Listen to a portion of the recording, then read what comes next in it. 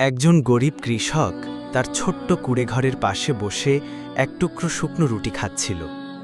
ঠিক তখন দুইজন ধনী মহিলা পথ দিয়ে যেতে যেতে কৃষককে দেখে হেসে ওঠে। তারা জোরে জোরে কথা বলে, এই মানুষটা এখনো কুঁড়েঘরে থাকে, এমন মানুষ কি এখনো বাঁচে নাকি? কৃষক কিছু না বলে চুপচাপ কাঁদতে থাকে।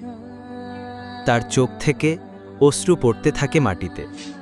এরপর একদিন হঠাৎ করে আকাশ থেকে একটি কবুতর উড়ে এসে তার পাশে একটি ঝকঝকে সোনার ডিম ফেলে রেখে যায়।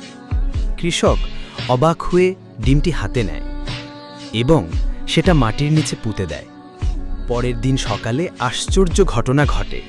ডিম পোতা জায়গা থেকে এক বিশাল জাদুর গাছ গজায়, আর সেই গাছে ঝুলে থাকে হাজার হাজার কিন্ডার জয় চকলেট। কৃষক খুশিতে লাফিয়ে ওঠে। সে সেই চকলেটগুলো ট্রাকে ভরে বাজারে নিয়ে যায়। সেগুলো বিক্রি করে সে অল্পদিনেই ধনী হয়ে যায়। তার কুঁড়েঘর একদিন বিশাল এক প্রাসাদে রূপ নেয়। কিন্তু একদিন হঠাৎ কৃষক মারা যায়। সবাই ফিরে যায় যার যার কাজে। শুধু সেই কবুতরটি কুঁড়েঘরের ধারে বসে থাকে নিঃশব্দে, চোখে জল নিয়ে। আর কেউ লাইক করে না, সাবস্ক্রাইবও করে না।